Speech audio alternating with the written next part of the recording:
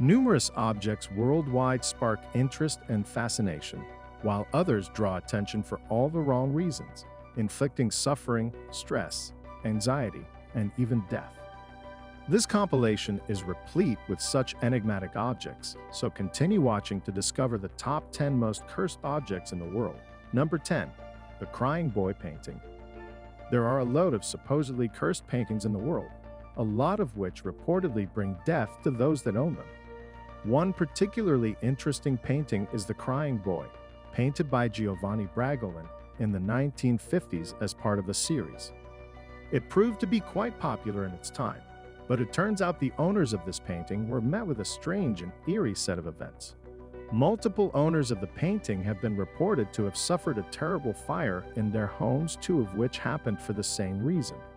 A chip pan became too hot and exploded. Many things were destroyed in the blaze, but in both instances, the painting remained untouched. The rumor then blew up even more, as a firefighter claimed that he had been to 15 houses where he found the painting completely untouched. The Sun, a popular tabloid newspaper in the UK, ran story after story, claiming more and more people had been sufferers of bad luck through owning the painting. It was concluded that the painting must have been printed on flame-retardant material, but for those families back in the days of the 60s and 70s, the curse is all too real.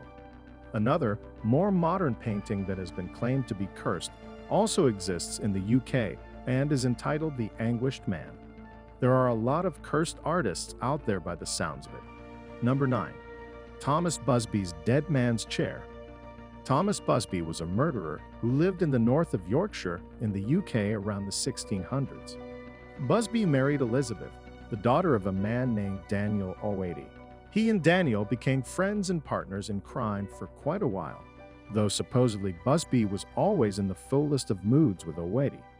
One fateful day, Busby grew so angry with O'Wady that O'Wady actually made his way round to Thomas Busby's inn and threatened to take Elizabeth home with him. What made the dangerous drunkard even more angry was that O'Wady was sitting in his favorite seat. Busby threw him out and later that night went over to his house with a hammer and murdered Daniel O'Wady. He was sentenced to death for the crime. The legend goes that Busby cursed his favorite chair before he left to be killed and wished death upon all those that sat on it. Strangely enough, in 1894, a chimney sweep was found dead out near Busby's gibbet. The sweep had sat in that cursed chair. Again, during the Second World War, a team of RCAF men were goading each other to sit in the chair. None of the men would make it back home alive and were killed in the war. Once again, in 1968, the soon-to-be landlord, Tony Earnshaw, reported hearing two airmen daring each other to sit in the chair. They both reportedly crashed in a car on the way back to the airfield. Fortunately, the seat now hangs as an attraction in the Thirsk Museum, so no one can sit on it. Number 8. James Dean's Car. James Dean was an incredibly popular actor decades ago. Just before he performed in his most famous role, a lead role in A Rebel Without a Cause, he had begun trying to kickstart a career in car racing. He competed in one competition before Warner Brothers banned him from taking part in any competitions while filming for the movie Giant. Unfortunately, this ban went unheeded and James Dean sadly crashed his Porsche 550 Spider and died, but the story gets weird when we focus on the car in question. Famous actor Alec Guinness recalls looking at Dean's car, turning to James and telling him he was going to die in it, and that it was a sinister car. After James died, George Barris bought the wrecked Porsche for $2,500. Strangely, a mechanic broke his leg getting it off the trailer. The car parts were integrated into other Porsches, two of which crashed, killing one person and seriously injuring another. Number 7. The Skull of Katherine Griffith. Katherine Griffith lived in Burton Agnes Hall around the 1600s.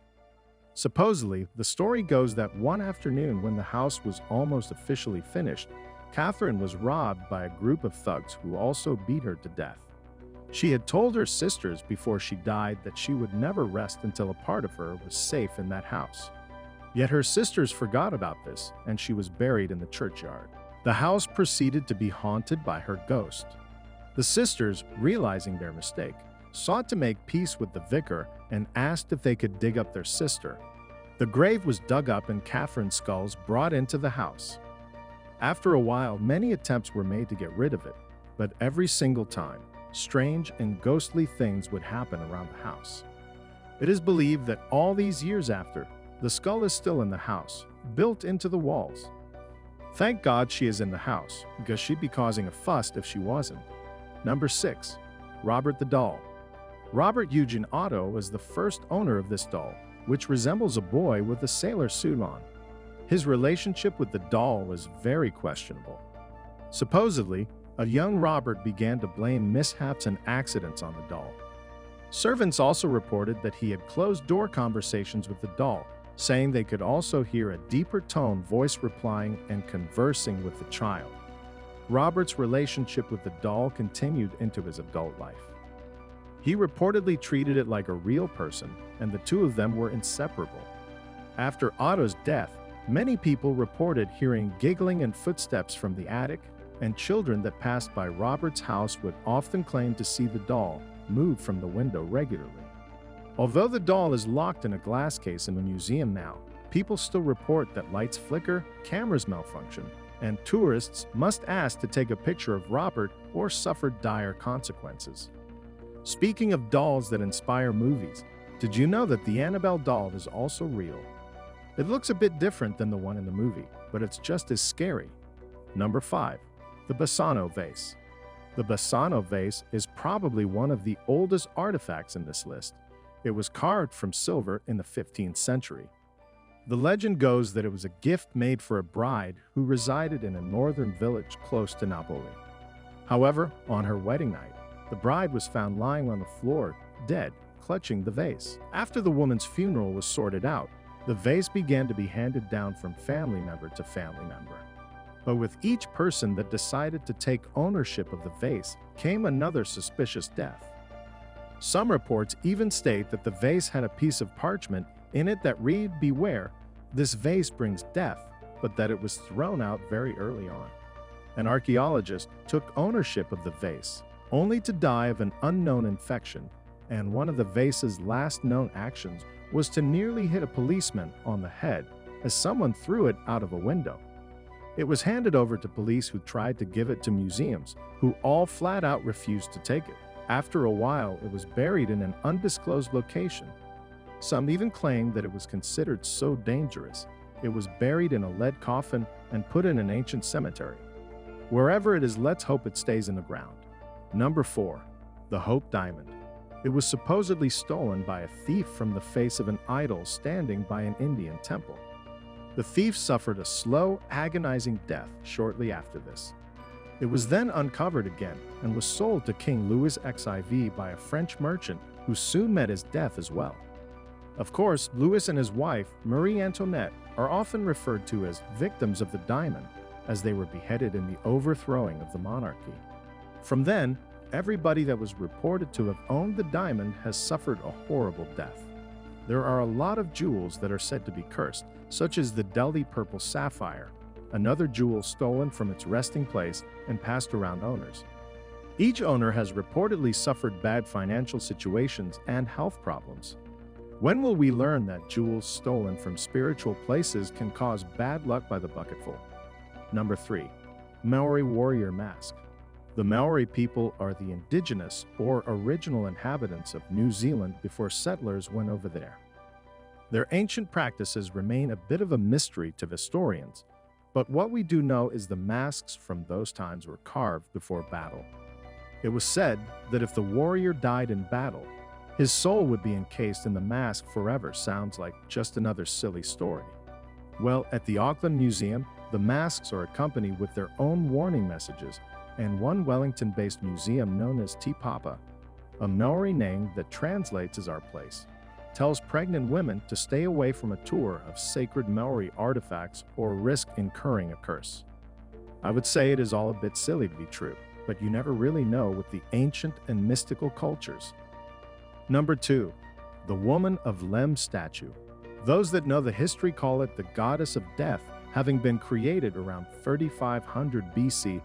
Many historians believe it was probably a statue representing fertility. Lord Oliphant was its first reported owner after its mysterious background. Within 6 years, all the members of his family were dead. Its next owner, Ivor Minucci, and his family died within a shorter 4-year period, and surprise, surprise, the third owner. A Lord Thompson Knoll and his family had perished within 4 years as well. It vanished for a brief period, and within that period, it came into the ownership of Sir Alan Beaverbrook, who died along with his wife and daughters. The 2 sons of Alan that survived the curse donated the statue to the Royal Museum of Edinburgh and is now readily available for any brave tourist that doesn't believe in Am.